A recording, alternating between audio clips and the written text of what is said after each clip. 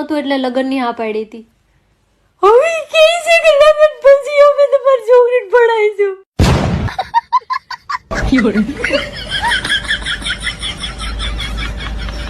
અમુક ને એટલી મોબાઈલ જોવાની ટેવ પડી ગઈ હોય ને તો સંડાસમાં મોબાઈલ લઈને ગીરી જાય. બોલો પછી પગમાં ખાલી સડવા માંડે ને તય બારા નીકળે. મેં સવારે ઓનલાઈન કરિયાણાનો ઓર્ડર કર્યો તો ત્યાર આવી ગઈ. આજકાલ બધું ઓનલાઈન થઈ ગયું તો આપણે કેટલો ટાઈમ બચી જાય નહીં? એ તો સારું કે ઓનલાઈન બૈરા નહીં મળતા, નકર મારા જેવો તો રોજ નવું બૈરું ઓર્ડર કર. જેને દુનિયામાં લોકો મેરેજ એનિવર્સરી તરીકે ઉજવે છે, પણ હકીકતમાં તે કુંવારાપન, મોજ મસ્તી અને આઝાદીની પુણ્યતિથિ હોય છે.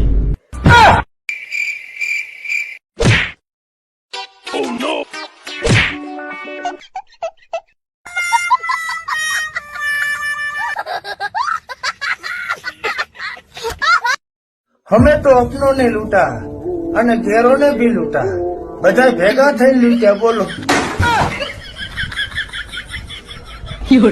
તમને ભલે ગમે એટલું ઇંગ્લિશ આવડતું હોય, પણ જો કૂતરો વાય થાય ને તો ત્યાં હૈડ જ કરવું પડે. ત્યાં પછી એક્સક્યુઝ મી ના હાલે.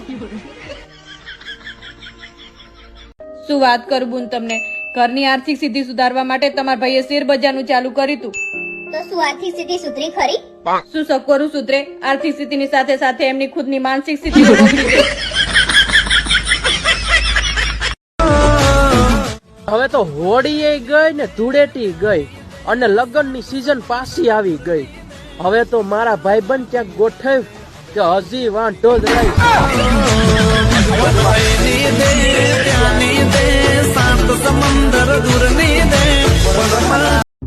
જો તમે સવારે 100% બેટરી કરીને ગયા હોય અને બપોરે બેટરી ઉતરી જાય તો તમારે મોબાઈલ બદલાવવાની જરૂર નથી, પણ ધંધામાં ધ્યાન દેવાની જરૂર છે.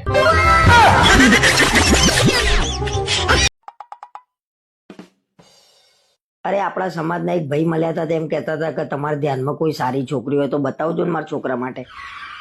ના હો, મહેરબાની કરીને કોઈના પડવાની વાત ના કરતા. પણ આપણે ક્યાં પડવાની વાત જ છે. કોકના છોકરી બતાવીએ તો કોક બૈરા ભેગો થાય અને એ ભોગવા. હોશિયારી ના મારશો, અને કોણ કેવું નીકળે આપણને થોડી ખબર હોય. એને મોટું મકાન છે, ઘેર જમીન છે, પૈસે ટકે હારું છે, બીજું તો હું જોવો એને. બધું હોય પણ પોતે કમાતો ના હોય તો છોકરી બતાવ્યા પછી આપણે જ સાંભળવાનું આવે ને. અરે કમાતો જ હશે ને છોકરો, અને એના વ્યસને નહીં કશું. તમે જોવા ગયા હતા? લગન પછી વ્યસની નીકળે તો આપણે જ આખી જિંદગી સાંભળવાનું આવે ને. અને લગન પછી એ લોકોને ઝઘડો થાય ને તો એ લોકો એમ જ કે આ લોકોએ બતાવ્યું તું. ભણેલા ગણેલા છોકરાઓ તો કઈ વ્યસની હોતા હશે. હવે તો મને સહેજે વિશ્વાસ ના થાય. તમે મને એમ જ કીધું તું કે હું એન્જિનિયર છું, એક કઈમાં પાસ તો થયા છો નહીં.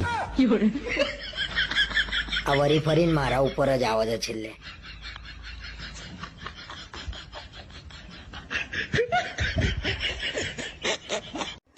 જેને દુનિયામાં લોકો મેરેજ એનિવર્સરી તરીકે ઉજવે છે, પણ હકીકતમાં તે કુંવારાપન, મોજ મસ્તી અને આઝાદીની પુણ્યતિથિ હોય છે.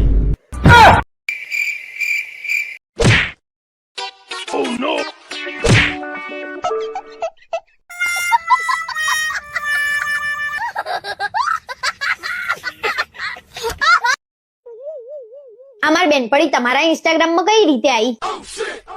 કઈ રીતે એટલે અમે ઇન્સ્ટાગ્રામમાં એકબીજાને ફોલો કરીએ છીએ એ રીતે. એ તો મને દેખાય છે. બહુ ડાયા તમે. અને તમારે એના જોડે શું લેવા દેવા તો તમે રિક્વેસ્ટ એક્સેપ્ટ કરી? અરે મને એમ કહું નહીં કરું તો તને દુઃખ થશે એટલે મેં કરી. વાહ વાહ, બહુ સરસ. હા ભાઈ મને એમ કે તારી બેનપણીને એવું થશે હેતલનો ઘરવાળો કેટલો એટીટ્યુડ વાળો છે, એટલે તારું ખરાબ ના દેખાય એટલે મેં કરી. કઈ ખરાબ નહીં દેખાતું. તમારા જોડે લગ્ન કરે ને ત્યારે જેટલું ખરાબ દેખાવાનું હતું ને એટલું દેખાઈ ગયું છે.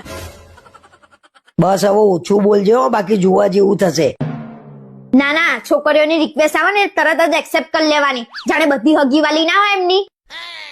રિક્વેસ્ટ એક્સેપ્ટ કરે એ માણસ ખરાબ થઈ જાય એવું હોય? હું બધાની વાત નહીં કરતી, તમારી વાત કરું છું. સી ખબર તમારા મગજમાં શું ચાલતું હોય છે. રાતે ઊંઘમાં બબડ બબડ કરતા હોવ છો. એટલે આ તો નવું આવ્યું પાછું.